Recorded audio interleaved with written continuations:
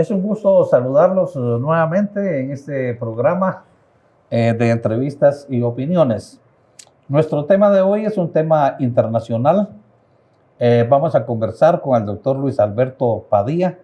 Él es doctor en Derecho de la Universidad de San Carlos de Guatemala, donde imparte clases. También tiene un doctorado por la Universidad de Sorbona, París. Él estuvo aquí el año pasado con nosotros presentando un libro que trata sobre la crisis climática y sus consecuencias. Y bueno, él es un analista también de geopolítica internacional, y por eso lo invitamos, porque nosotros queremos abordar la problemática que se está dando en estos momentos, muy interesante, entre Estados Unidos y Rusia. Y no tanto la problemática, sino que los cambios que se han dado en ese sentido. Porque recordemos que con Biden había una tensión internacional de Estados Unidos con Rusia, que por algunos momentos estuvo a punto de convertirse en una conflagración mundial. Había amenaza de una guerra nuclear porque había una confrontación muy fuerte entre Biden y Rusia, y sobre todo porque la intervención de Estados Unidos en Ucrania se volvió muy pesada, es decir, 500.000, creo que 800.000 millones invertidos en esa guerra en favor de Ucrania. Pues entonces ha habido un giro ahí con la llegada de Trump a la presidencia de Estados Unidos, y hay un entendimiento entre Rusia y Estados Unidos. Y este es un fenómeno pues que queremos analizar con Luis Alberto Padilla.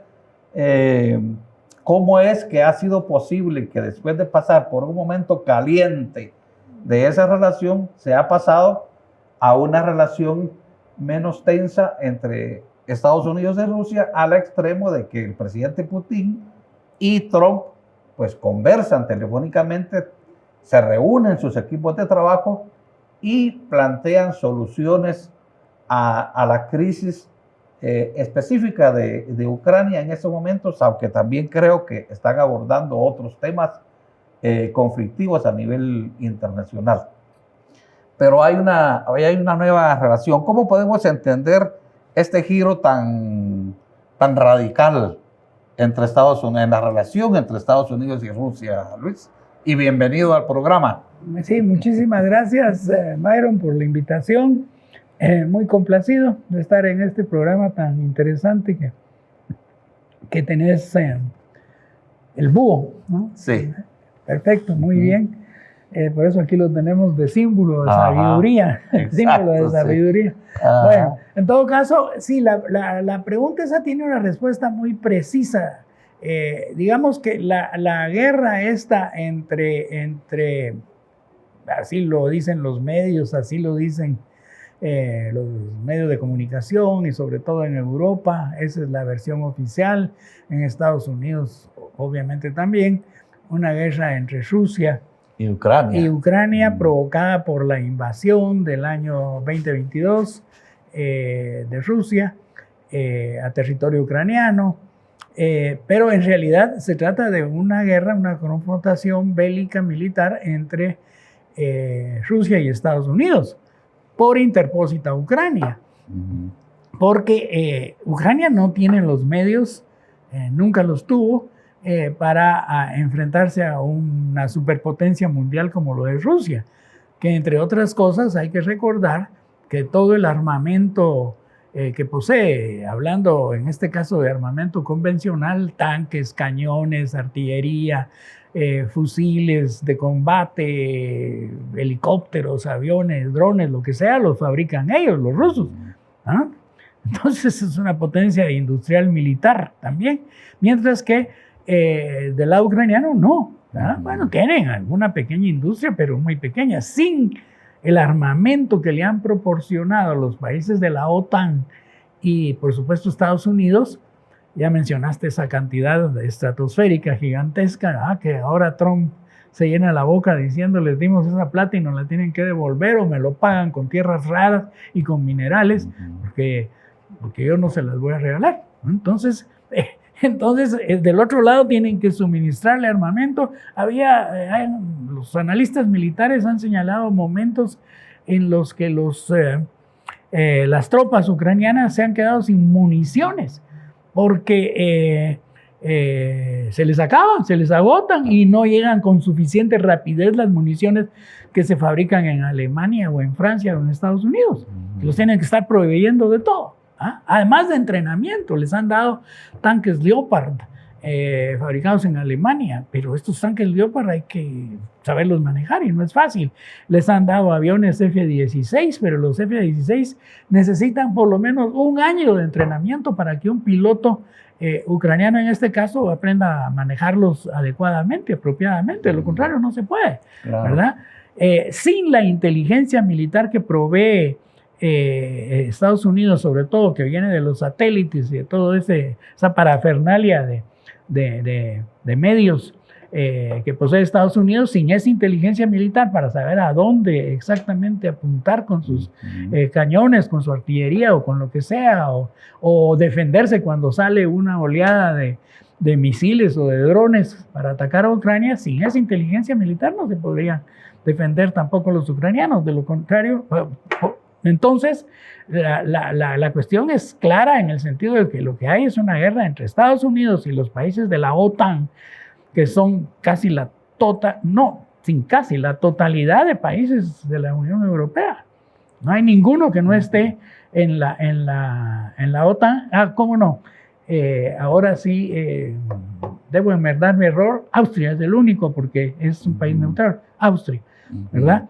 Pero de ahí todos están, porque Finlandia y Suecia, que eran países neutrales, estúpidamente se incorporaron a la OTAN, ¿no? Entonces, y Suiza, pero Suiza no es ni de la Unión Europea ni de la OTAN, por supuesto, porque es un país neutral, pero tampoco pertenece a la Unión Europea. Entonces, tenemos claro, o debemos tener claro, y el auditorio debería tenerlo claro, no es así como lo presentan los medios, pero habría que tener claro que la guerra es entre Rusia y Estados Unidos. Eso es una primera tesis, digamos, que la guerra es entre Estados Unidos y OTAN versus Rusia. Exactamente. A través de la guerra en Ucrania. Que utilizando a los pobres ucranianos. Pretendía ser una cabeza de playa contra Rusia. Exactamente, utilizando a los pobres ucranianos. Entonces aquí ya entra la geopolítica, porque uno se pregunta qué era lo que pretendía la administración Biden y qué fue lo que pretendió Trump incluso en su primera administración, porque él tampoco cambió mucho las cosas si partimos de la base que esta guerra además se inició en el 2014. O sea que a estas alturas ya van 10 años de la guerra, ¿no? El 2014, ¿por qué? Porque en el 2014 los americanos dieron un golpe de Estado, promovieron un golpe de Estado.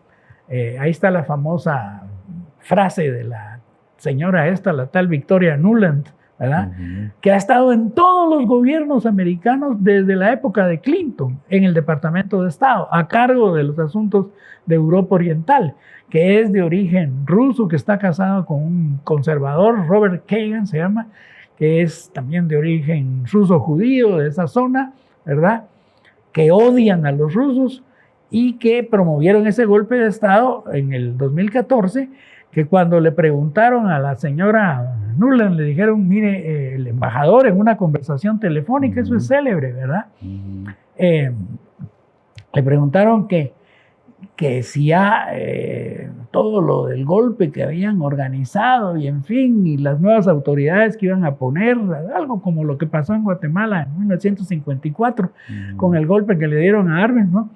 Que si las más autoridades iban a ser bien vistas por la Unión Europea. En aquel entonces la Unión Europea tenía gente decente, pongámoslo así, al frente de sus gobiernos. Estaba Angela Merkel, estaba François Hollande en España, en Francia, en España, François Hollande, los países más importantes, Francia y Alemania, ¿no? De la UE, que podían pensar, ¿verdad? Y entonces es célebre porque esa conversación la detectaron no sabemos si fueron los rusos y ellos la divulgaron. En fin. ¿Qué revela esa conversación? Que la señora cuando le dijo el embajador, mire, y los europeos, señora, ya se puso de acuerdo con ellos, ¿qué van a pensar o a decir los europeos? De que nosotros estamos haciendo aquí esto en Ucrania, ¿va? Y entonces es célebre que la señora contestó, fuck the EU. ¿Qué me importa la Unión Europea? Sí, Fuck the EU. Ahora eso trae a un tema también de mucha actualidad, que es el papel que ha jugado Europa en toda esta guerra, porque resulta ser que ahora que Trump y Putin están hablando de un probable acuerdo de paz, pues resulta que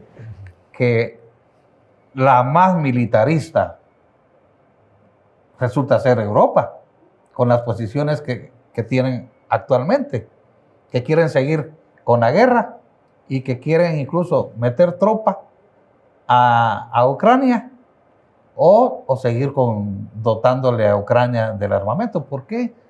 Bueno, liderazgos son los responsables de esto. ¿Por qué Europa ha asumido un papel tan, pues no sé cómo llamarlo, un papel tan desteñido, tan militarista, tan retrógrado?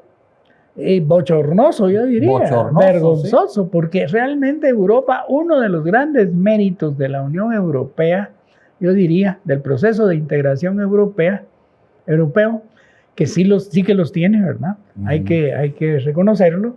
Uno de sus grandes méritos, aparte de la cuestión económica, libre comercio entre los países miembros de la Unión, algunas industrias que se han creado, el Airbus, por ejemplo, que es una industria franco-alemana, es la única competencia en la fabricación de jetliners que tiene la Boeing de Estados Unidos, el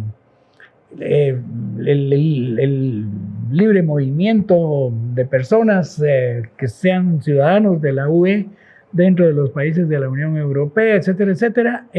Aparte de esas cosas, que son pequeñas cosas, que no son las más importantes, pero que siempre hay que tomarlas en cuenta, los acuerdos de Schengen, en fin, lo más importante es que nadie puede pensar hoy en día, en su sano juicio, creo yo, que eso sí está descartado, en una nueva guerra entre Francia e Inglaterra, Francia y el Reino Unido, o entre Francia y Alemania, ¿verdad? Una guerra entre los alemanes y los franceses, como a las que nos llevaron el siglo pasado, en 2 ocasiones, con millones de muertes y una devastación espantosa, ¿verdad? Eso ya no es posible, porque es de las grandes realizaciones. Ahora de más bien están de acuerdo Inglaterra y Francia en seguir con la guerra. Entonces ahí está el punto. A eso iba, porque entonces vos decís, o uno se pregunta, ¿cómo es posible que si el mayor logro de la Unión Europea, dejando a un lado las cuestiones económicas y migratorias y todo lo que querrás, dejando a un lado eso, porque eso es importante, pero no es lo fundamental. ¿Qué es lo fundamental? La paz entre Inglaterra, Francia y Alemania, después de darse en la madre durante siglos, porque recordemos la guerra de los 100 años, recordemos la guerra de los 30 años, recordemos las guerras napoleónicas, recordemos la guerra franco-prusiana, la guerra de Crimea en el siglo XIX, la Primera y la Segunda Guerras Mundiales. Es la historia de las guerras entre europeos. Bueno, ahora ya no más. Hicieron por fin las paces los alemanes y los franceses y alemanes con los ingleses. Ya no más. ¿Ah? Porque los italianos son ahí segundo orden, ¿no? Entonces, si ese es el principal logro, ¿por qué ahora se volvieron guerreristas? Es que es una vergüenza. Es espantoso que sean tan estúpidos, además, porque esa es la palabra que hay que utilizar. Entonces la pregunta viene, ¿y por qué Trump cambia las cosas? Ahora incluso odian a Trump. O sea, odian a Trump, por supuesto. Entonces uno dice, ¿por qué las cambia? No es porque Trump sea ningún angelito, ¿ah? Claro. Con toda seguridad que no es esa la principal razón. La principal razón. La principal razón es que Trump ha comprendido claramente que su principal, yo no le voy a llamar a enemigo porque no creo que Trump esté pensando en una guerra contra China, ¿verdad? No creo que lo considere un país enemigo, lo considera un adversario. Y lo considera un adversario sobre todo en el terreno económico. Están preparando ahorita una reunión, una visita de Trump a China. Sí, entonces ahí tenés claro que para Trump lo que es fundamental es ponerle un alto a la expansión económica de China, porque hay una política muy bien pensada de los chinos, la nueva ruta de la seda, que así le han llamado, entre otros proyectos que tienen, son los únicos que compiten con los Estados Unidos en lo que se refiere a la economía de la nube. La economía de la nube es la economía de, llamémosle, si queremos hacerlo así, del Internet, ¿no? ¿Quiénes son los grandes señores poderosos en el Internet que manejan la economía mundial? Pues ahí tenés en primer lugar al señor Elon Musk, ¿verdad? Tenés a Jeff Bezos, tenés a Bill Gates, tenés a Mark Zuckerberg, ¿verdad? Entonces es Facebook, es el Twitter, que ahora se llama X, y que es el SpaceX, pues ahí viene la idea esa de llegar a Marte, y de ir a Marte, que tiene este señor Musk, que ahora es el factotum de la política en materia de desmantelamiento del Estado en los Estados Unidos, porque eso es lo que quieren hacer, desmantelar la burocracia principalmente, ¿verdad? Algo parecido a lo que la motosierra de Milei en la Argentina, ¿verdad? Y por eso Milei está así con Trump, ¿verdad? Entonces estos grandes señores de la nube no tienen competidores en Europa, no tienen competidores en Rusia, tienen competidores en China, porque en China tenés frente a un iPhone, tenés un Huawei o un teléfonos Honor.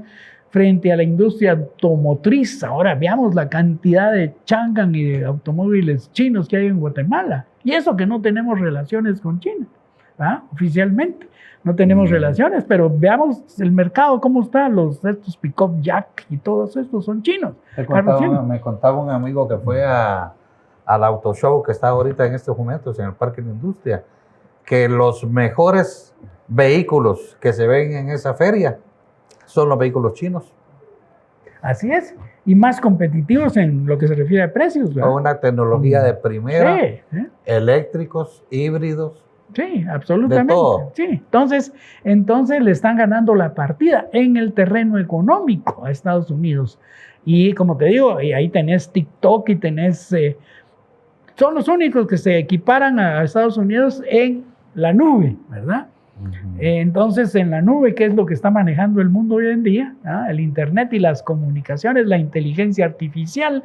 Lo último que hicieron los chinos fue sacar este DeepSeek, que no costó nada comparada con la inversión que ya autorizó Trump al competidor de Elon Musk, dicho sea de paso, el competidor en materia de inteligencia artificial, que es Altman, ¿no?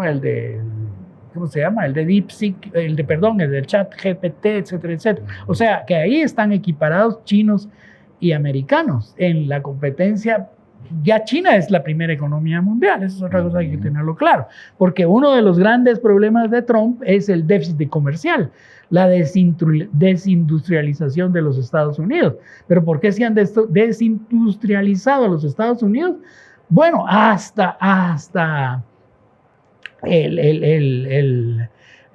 Apple, el Mac, ¿verdad? Tiene fábricas de iPhone en la China. Y el mismo Elon Musk tiene inversiones en la China. Bueno, James Carter recordá que decía que la decadencia económica de Estados Unidos es porque invierte toda su plata en guerras. Claro. En cambio China no. Entonces ahí tenemos, porque el complejo militar industrial es una muy buena observación, porque el complejo militar industrial, o sea, el que fabrica armamento en Estados Unidos, tanques y aviones de guerra y fusiles y todo lo que querrás, toda la parafernalia de la guerra, ¿verdad? Ahí en empresas como el General Dynamics o como Lockheed Martin, eso es parte del complejo militar industrial.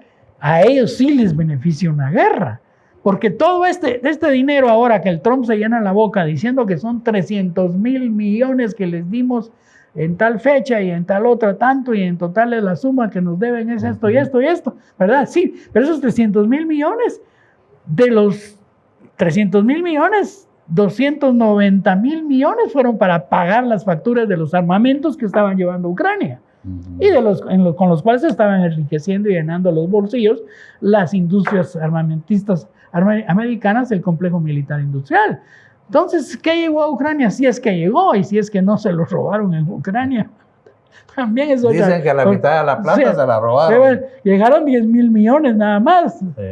290,000 se quedaron en Estados Unidos y sirven para pagar los sueldos de los obreros que trabajan en esas fábricas, etcétera, etcétera. O sea, los que ganan son los americanos, principalmente. Los europeos no, porque sí tienen industria de armamento en Europa, pero no como la que tienen en Estados Unidos. Y muchos de los componentes de los aviones o de los tanques o de lo que fabrican en Europa los alemanes y los franceses, muchos de los componentes llegan de Estados Unidos. Entonces, igual tienen que comprarlo en Estados Unidos. Entonces, en esas circunstancias, si Trump hace su evaluación, que así debe haber sido, y dijo, estoy enfrentándome tontamente contra Rusia, cuando mi verdadero, pongámoslo así, adversario es China, yo tengo que parar la guerra con Rusia. Lo ofreció en sus discursos de campaña, ¿verdad? Dijo literalmente, si yo hubiera sido el presidente de Estados Unidos, no hubiese guerra en Ucrania. Porque yo si hubiera sido el presidente de los Estados Unidos en lugar de Biden, ¿no?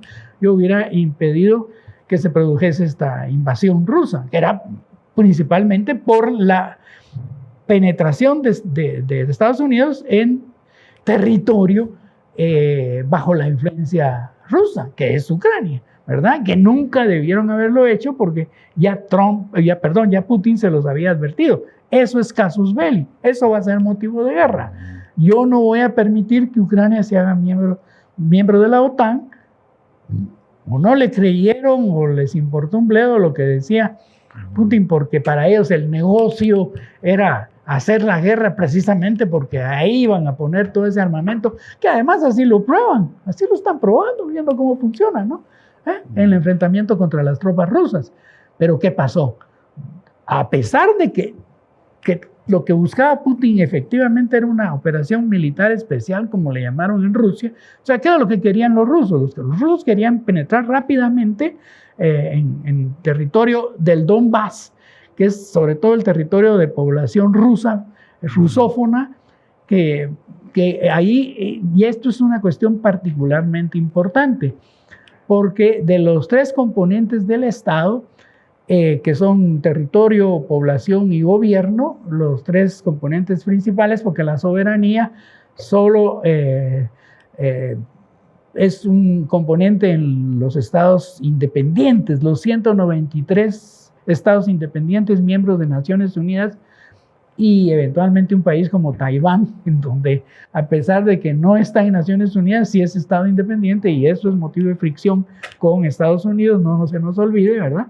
Entonces, ¿qué pasa? Que esos 193 estados son estados soberanos, pero hay estados que no son soberanos, California o Chiapas, aquí en México, que es también una federación, o Baviera en Alemania, qué sé yo, y que son estados federales y no estados centralizados como lo es Guatemala o como lo es Francia, en fin. Entonces, en tales circunstancias habría que decir que de esos componentes del Estado, lo más importante para cualquiera que entienda que el ser humano ha creado el Estado para protegerse, ¿verdad? Acordémonos lo que decía Hobbes, ¿verdad? Homo homini lupus, creamos el Estado, Leviatán, aunque sea una cuestión que nos cae mal, ¿verdad? Porque digamos, nos impide actuar con la libertad plena que nosotros desearíamos, porque nos ponen reglas y el derecho. Entonces existe el derecho y si no cumplimos con las reglas adentro de nuestro Estado, nos cae encima la ley y nos vamos a la cárcel.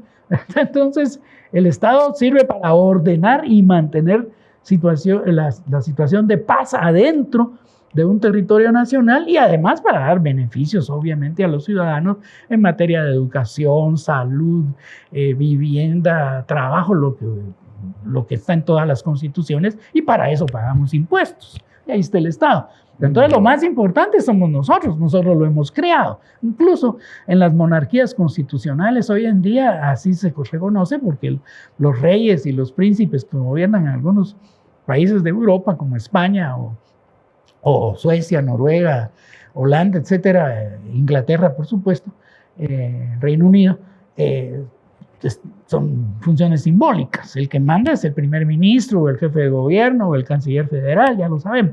Entonces, lo más importante es la población, los ciudadanos, pues, ¿verdad? Somos los más importantes.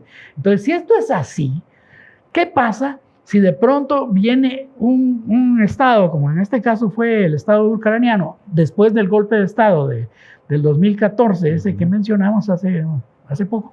Entonces, ¿qué pasa si de pronto ese Estado que pretende ser homogéneo y centralizado, y homogéneo desde el punto de vista cultural y étnico, que no lo es del todo, puesto que tiene esa población rusa, que, bueno, no solo tiene población rusa, del lado occidental hay gente que son de origen polaco, gente de otros orígenes étnicos, pues, ¿verdad?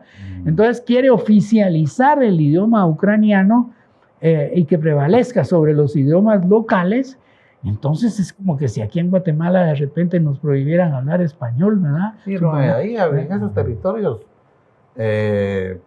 bueno, hay varios factores. Además habían habido ya referéndums donde había acordado en votación la gente, en votación libre, su adhesión a Rusia.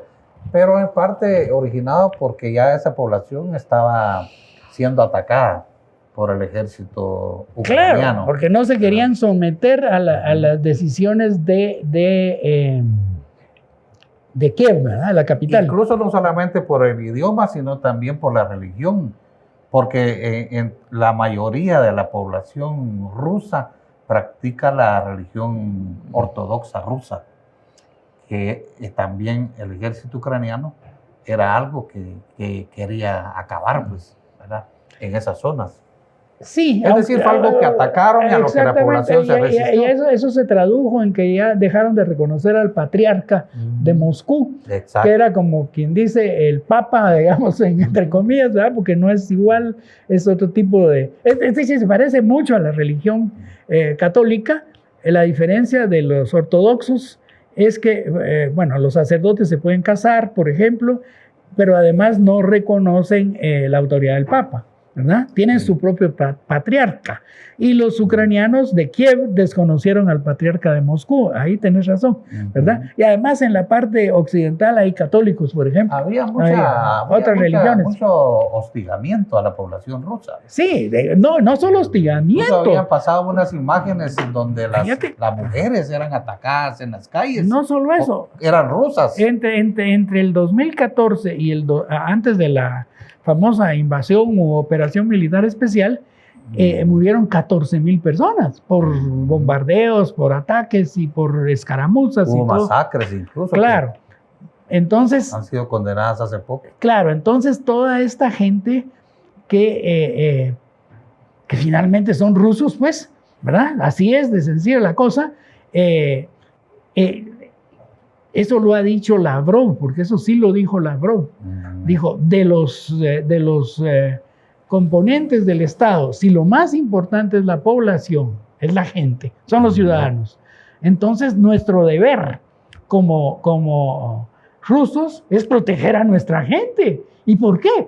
Porque la Declaración 1514 de Naciones Unidas dice que uno de los derechos fundamentales de los pueblos es el derecho de libre determinación.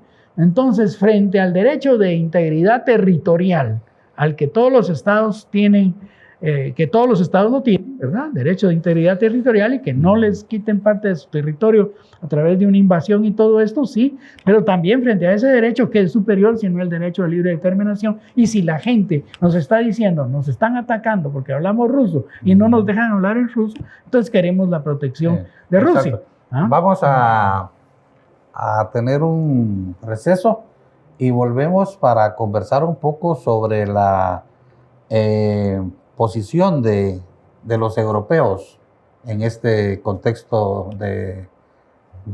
pues, que estamos analizando de guerra, pues, es decir, Sí, cuál no ha sé. sido y cuál es el papel de Europa y el por qué.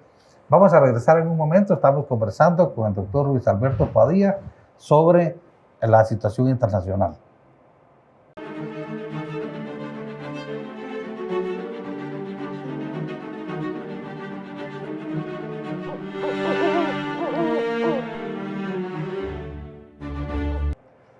Seguimos conversando con el doctor Luis Alberto Padilla. Nuestro tema es la situación internacional, la guerra de Ucrania, lo que está pasando en las relaciones entre Rusia y Estados Unidos. Y ahora nosotros quisiéramos entrar a un tema que también pues es un tema muy controversial, el papel de Europa en todo esto. Estamos observando que Europa, los líderes europeos, tienen una posición bastante militarista, bastante guerrerista. Incluso han tratado de interferir en los intentos de Trump de acabar con esta guerra. Han hecho muchos esfuerzos, muchas maniobras para interferir en estas negociaciones de paz entre Rusia y Estados Unidos. Y insisten mucho los líderes europeos en que la guerra debe continuar y en que si Estados Unidos suspende el envío de armas a Ucrania, ellos van a suplir ese armamento a través de países, sobre todo Inglaterra, Francia. Creo que son los dos países más belicosos en este asunto. ¿Por qué Europa tiene esta posición? Es que tienen intereses en participar en el proceso, en las negociaciones. ¿Qué están peleando los europeos en Ucrania? Y además, quizá esto para una segunda pregunta puede ser, ¿a qué le teme Europa? ¿Por qué argumenta Europa tener miedo?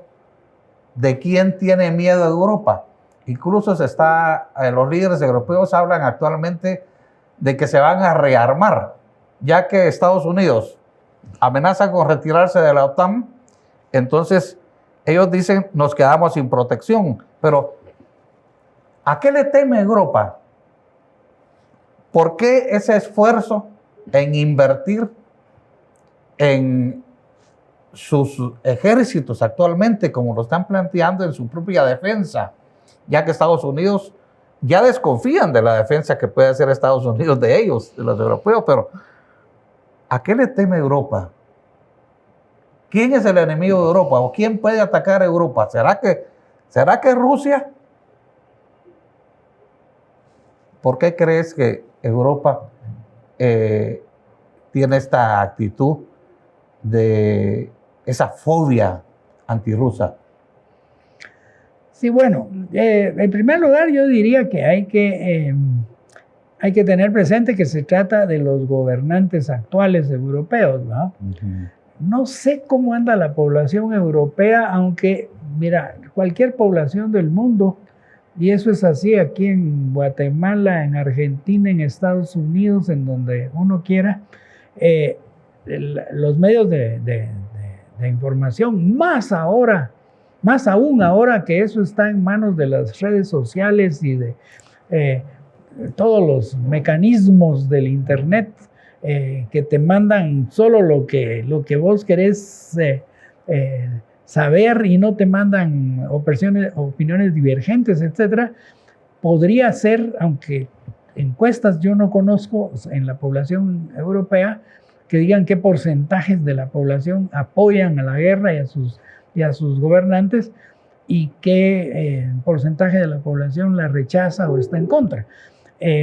Si juzgamos a partir de las elecciones francesas, estas que convocó hace poco Macron, en las que ganó la izquierda, pero no con suficiente mayoría como para hacer gobierno, pues podríamos decir que hay casi una tercera parte que la rechaza, de la población europea que rechaza la guerra, una tercera parte.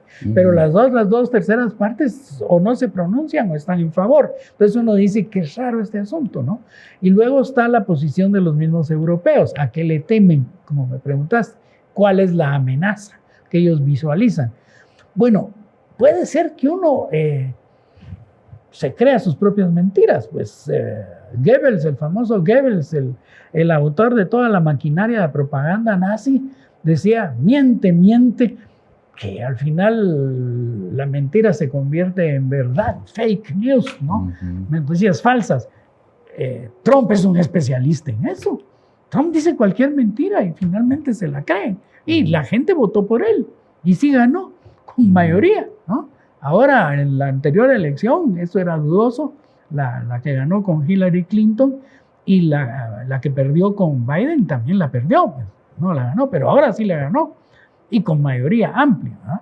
¿Cómo? ¿A base de mentiras? Sí, gran porcentaje de lo que él dice, como ese asunto del ataque a los migrantes que son la causa de todos los males de Estados Unidos, absolutamente falso, es una mentira, pero la gente se la cree en Estados Unidos. Entonces, ¿qué pasa? Que en Europa se creen las mentiras. ¿Y cuál es la mentira? La mentira es esa falsa narrativa de que Putin es un nuevo zar que quiere reconstruir la Unión Soviética y una vez reconstruida la Unión Soviética va a invadir, como en tiempos de la Guerra Fría, a toda Europa para convertirla en países satélites o países subordinados al imperio zarista, todo lo que de Putin, ¿no?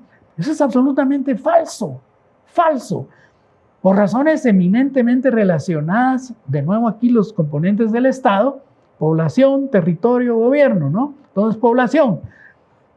Rusia tiene 144 millones de habitantes. Se quedó sin gente cuando se deshizo la Unión Soviética. Se quedaron sin gente.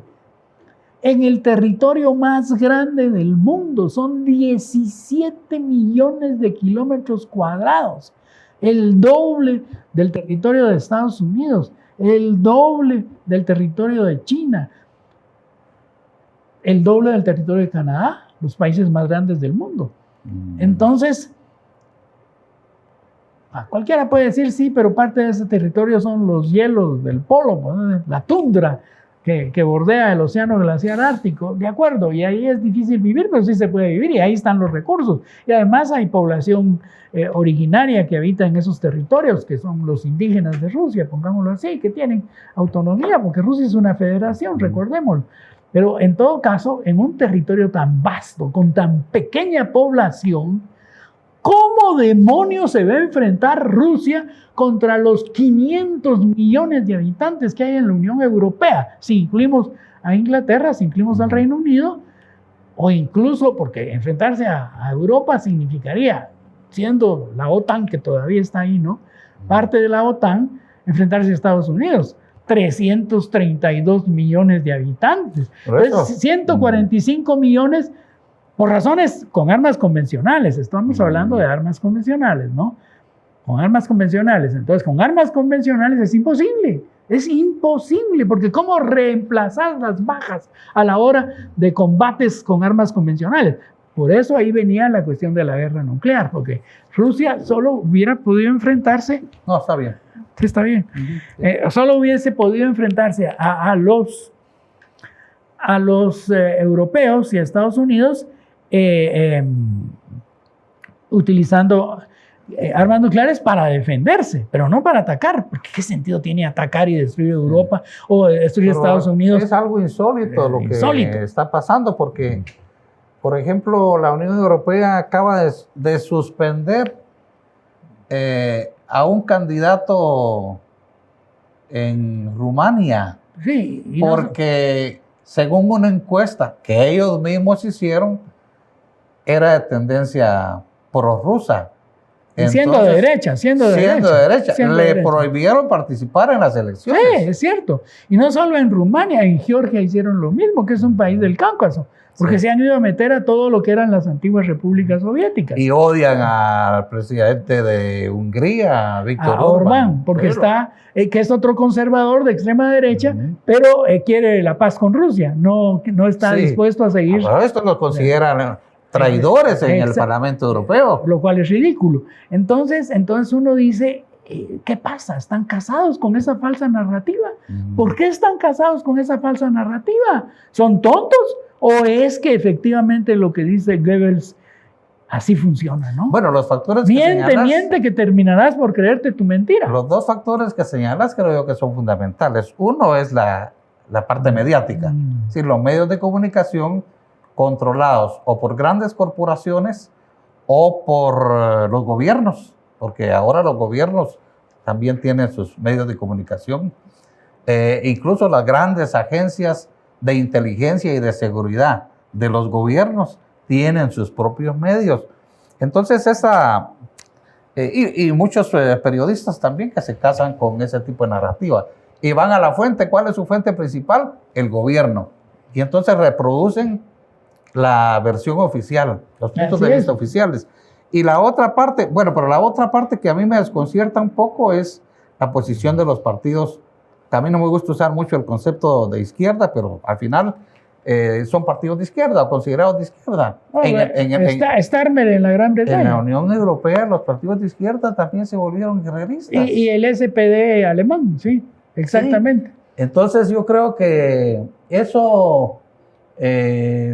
algunos creen que eso significará algún tipo de cambio en Europa, porque es una decadencia.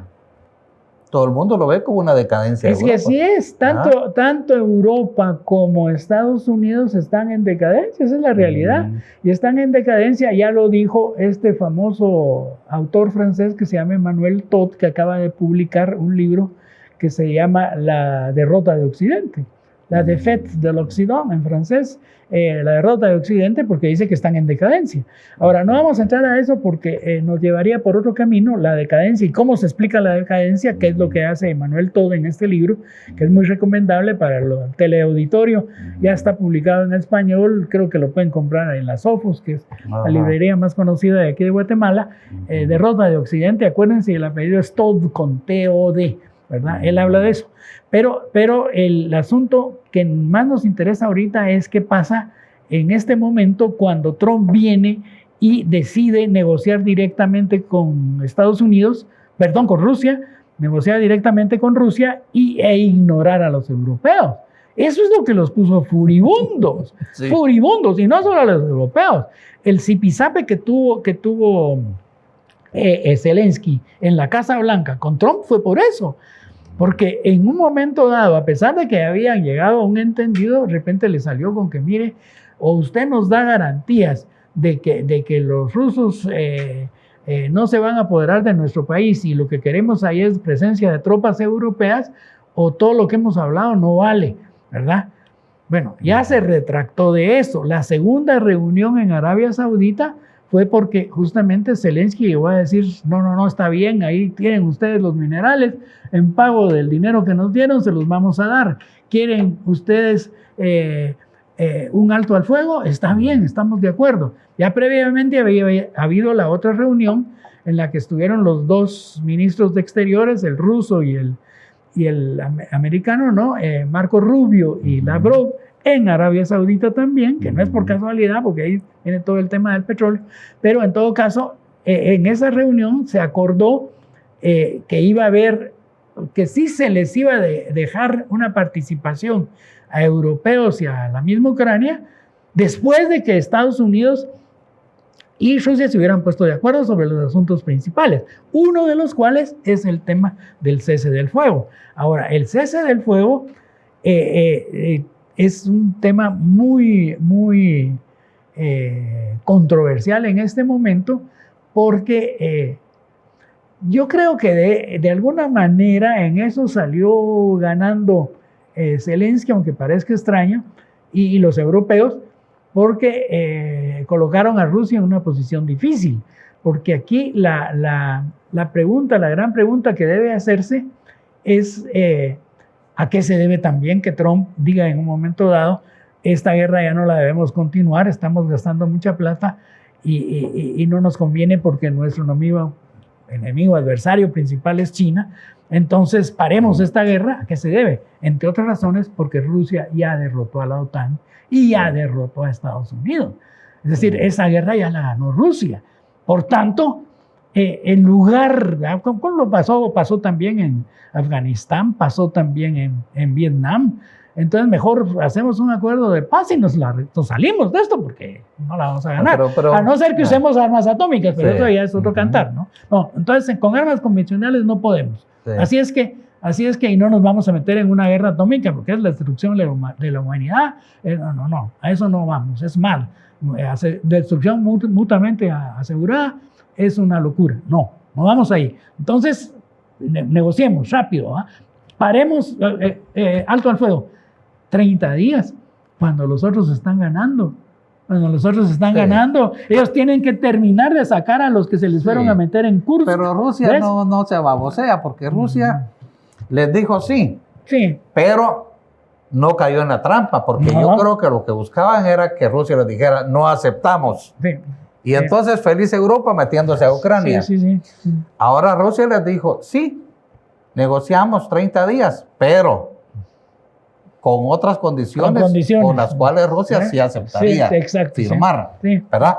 Pero si ya Rusia en abril del 2022, ellos iban a firmar un acuerdo de paz con Ucrania. Que lo impidió Boris Johnson.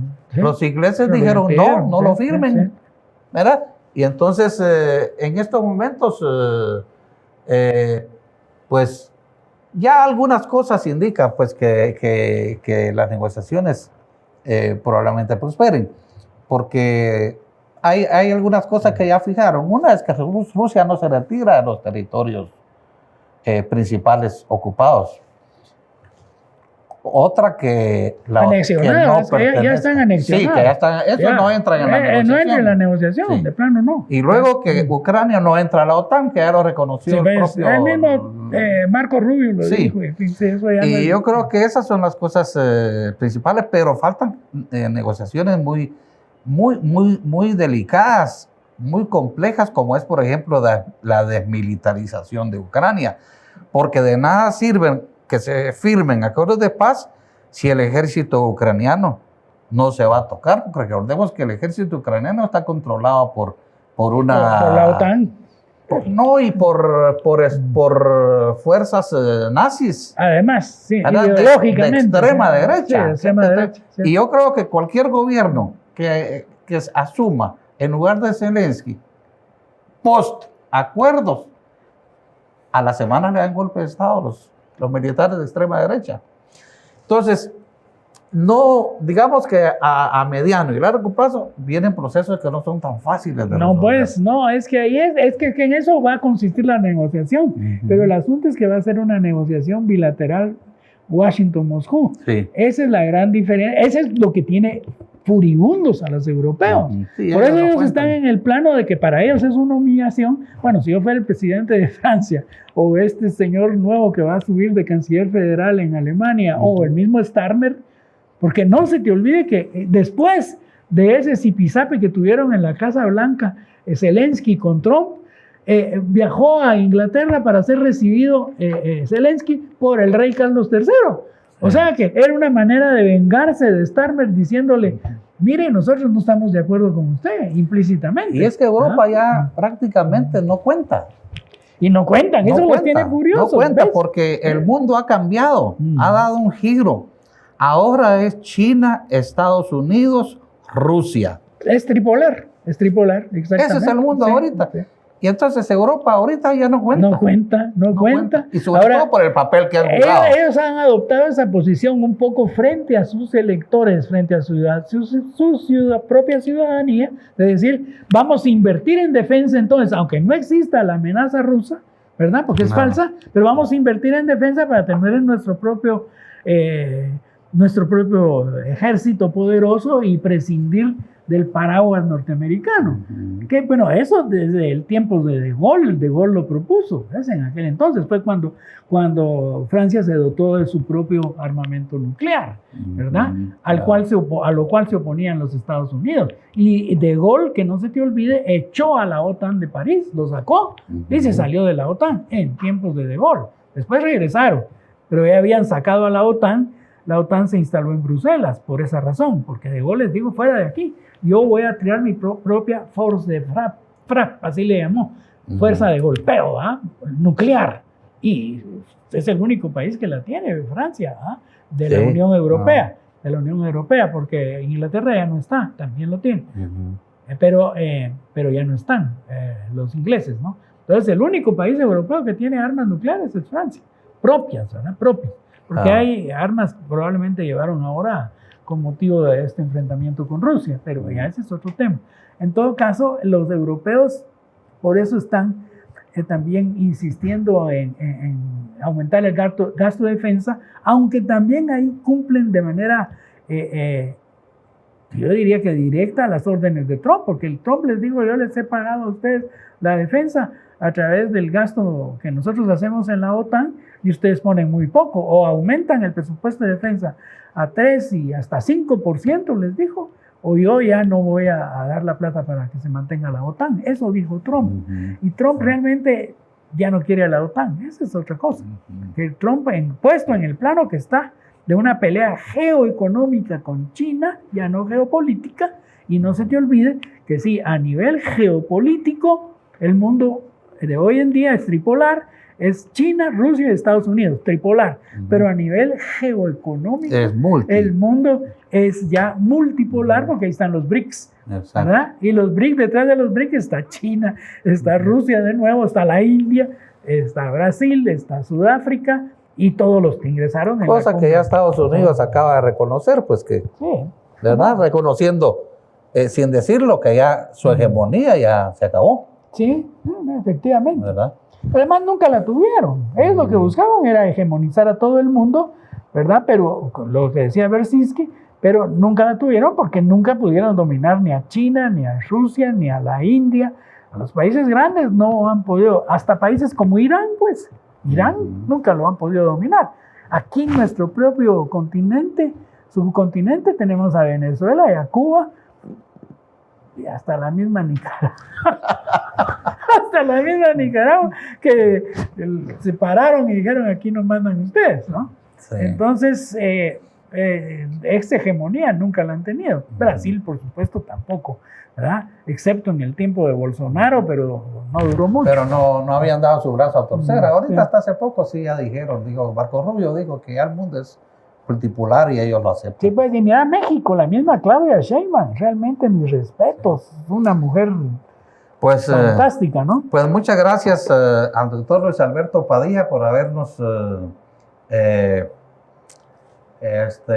permitido contar con sus conocimientos sobre la geopolítica y habernos compartido su análisis de la realidad internacional.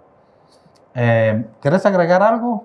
¿Ya terminamos? No, terminamos. Solo quería reiterar lo que acabo de decir, que mis respetos para Claudia Sheinbaum porque ella ha sabido manejar en el terreno económico los aranceles, que no es poca cosa, ¿verdad? Ha sabido manejar la relación con Trump y con Washington de una manera que realmente lo que pasa es que no ha caído en las provocaciones. Pero eso requiere mucha habilidad diplomática. Claro. Y uno dice, pero qué capacidad la que tiene, qué mujer tan inteligente, ¿no? Realmente te digo que mis respetos para Claudia Sheinbaum. Así es. Bueno, pues muchas gracias. Con ustedes nos vemos próximamente. Estamos analizando si se continúa o no con el programa.